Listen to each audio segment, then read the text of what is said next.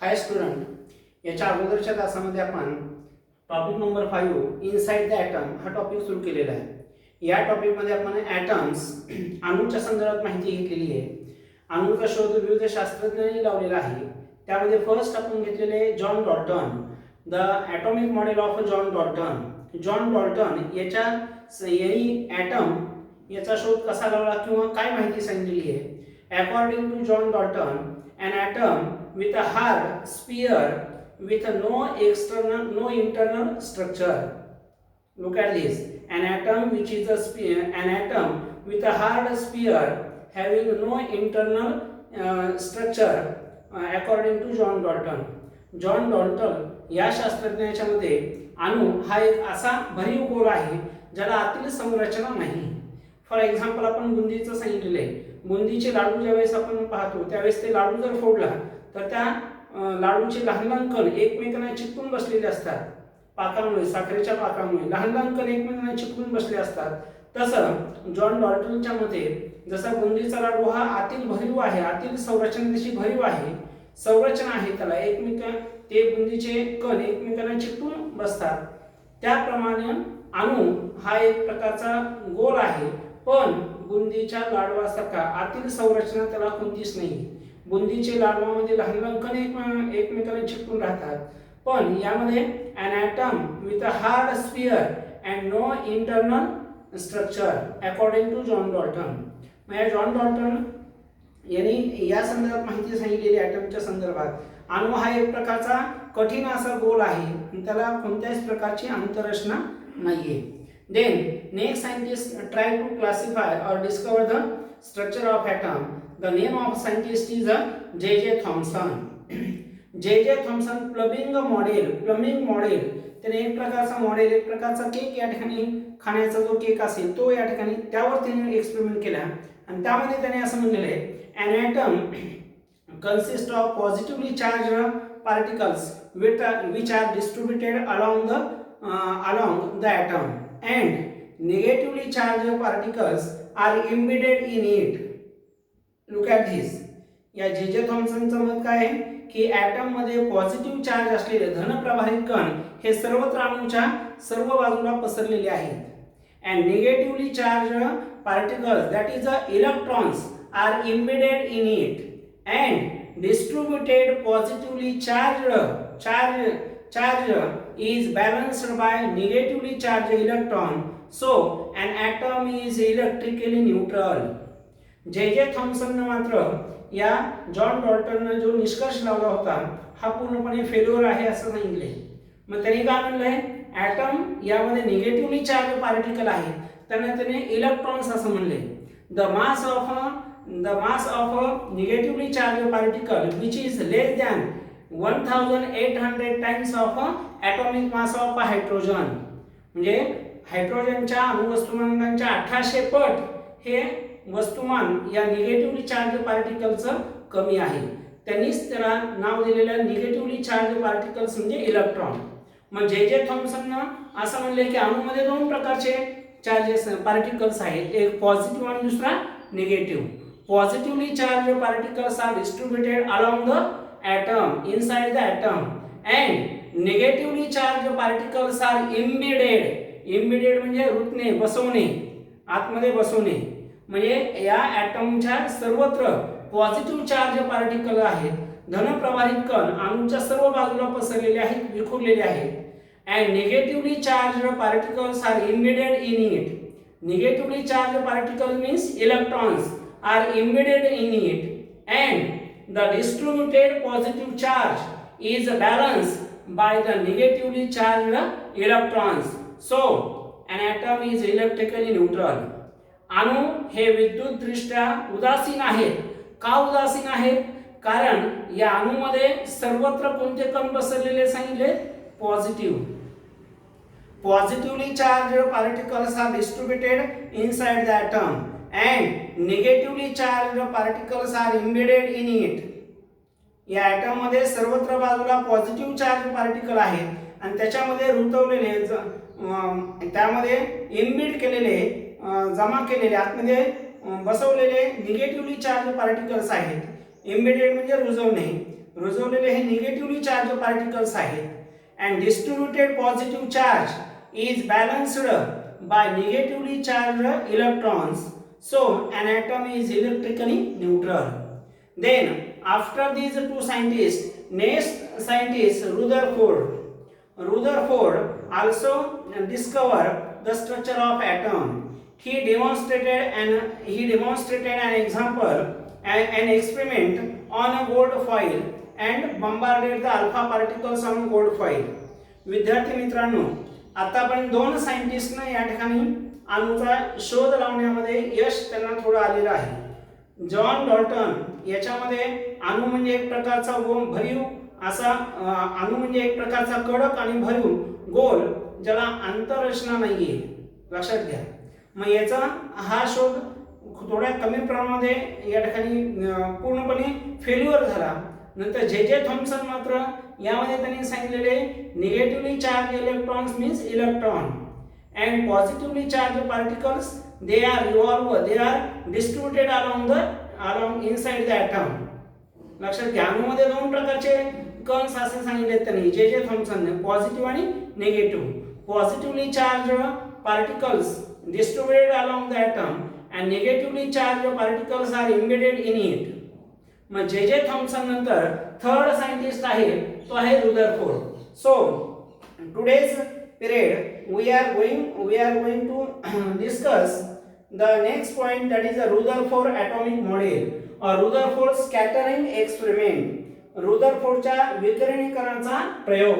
Scattering म्हणजे विखरणे, लक्षात घ्या. मग यामध्ये रुदरफोर्डने काय केले?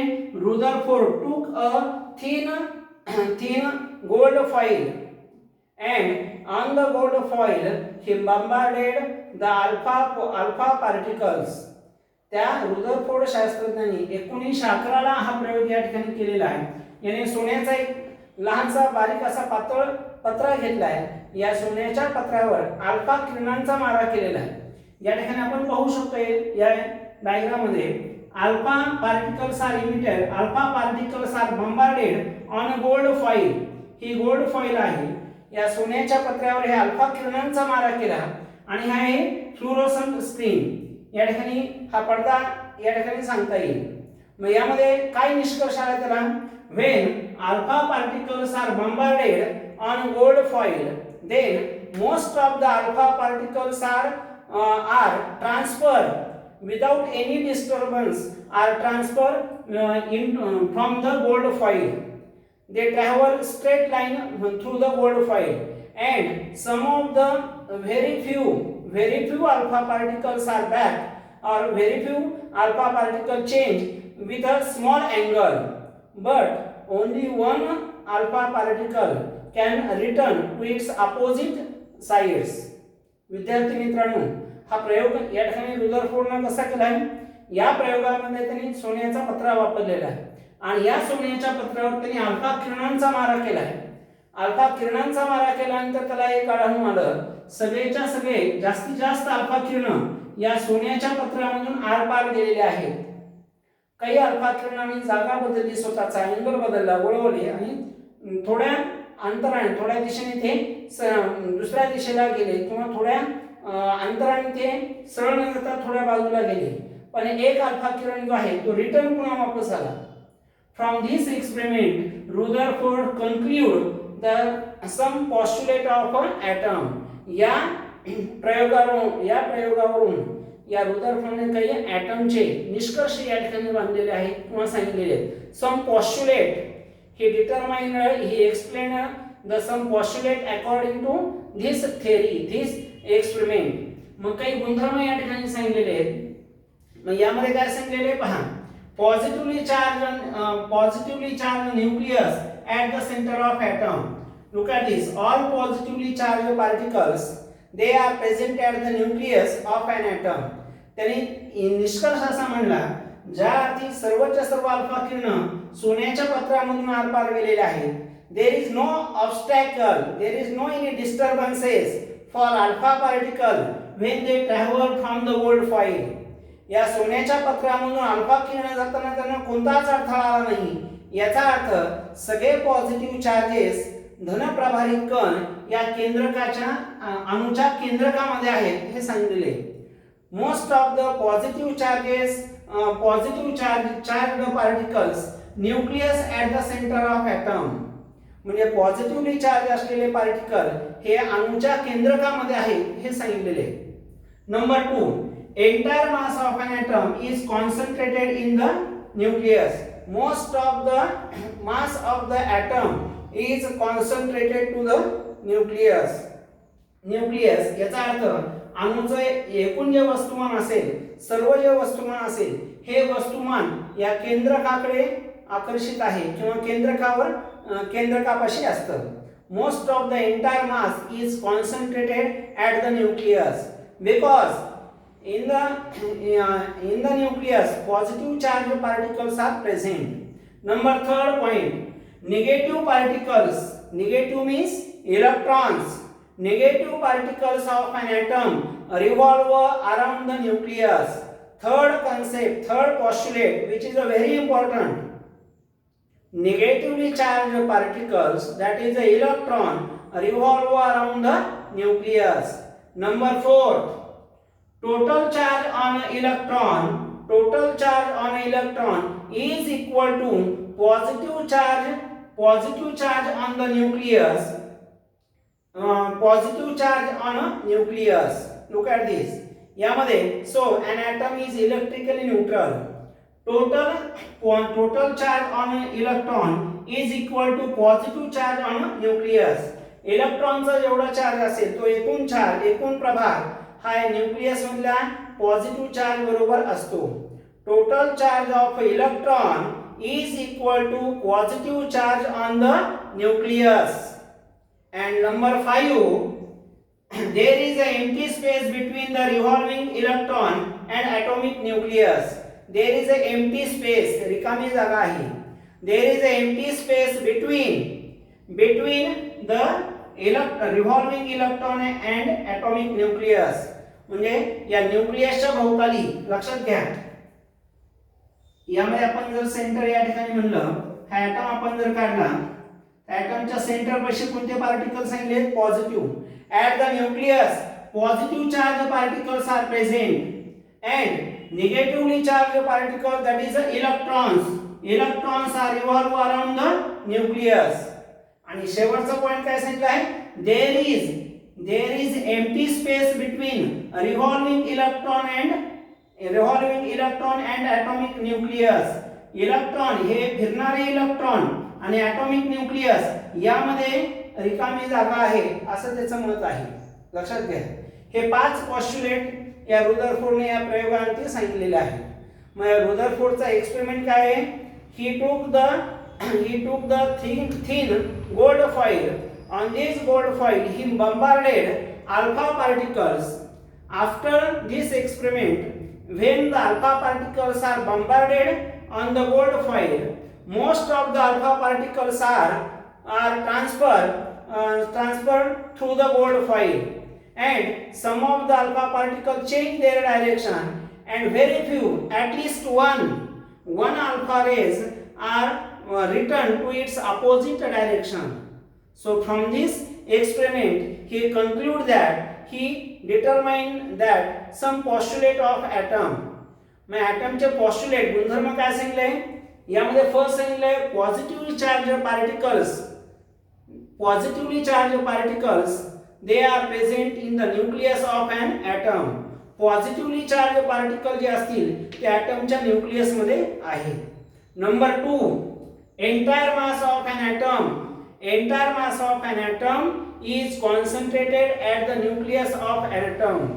म्हणजे ॲटमचं जेवढं काही मास असेल ते मास कशाशी संदर्भात असणारे? कॉन्सन्ट्रेट कशाशी संदर्भात असणारे? तर न्यूक्लियसशी. entire mass of an atom is concentrated to the nucleus of an atom. Number 3rd, negatively charged particles, that is the electron, revolve around the nucleus. लक्षात घ्या. न्यूक्लियस मध्ये पॉझिटिव्ह चार्ज आहे आणि त्याच्या भोवताली कोण फिरतंय? Negatively charge particle. Negatively charge particle means काय? Electron. negatively charged particle, that is the electron, revolve around the nucleus. Number 4, total charge on electron is equal to positive charge on the nucleus. And number 5, there is an empty space between a revolving electron and atomic nucleus. म्हणजे या nucleus होती फिरणारा हा revolving electron आणि atomic nucleus अणूचं केंद्र आणि अणुभोवती फिरणारा electron यांच्या दरम्यान एक एम्प्टी स्पेस आहे, रिकामी जागा आहे, हे त्यांनी या ठिकाणी सांगितलेले. So these are the some postulates, these are the some points related to atom by Rutherford scattering experiment.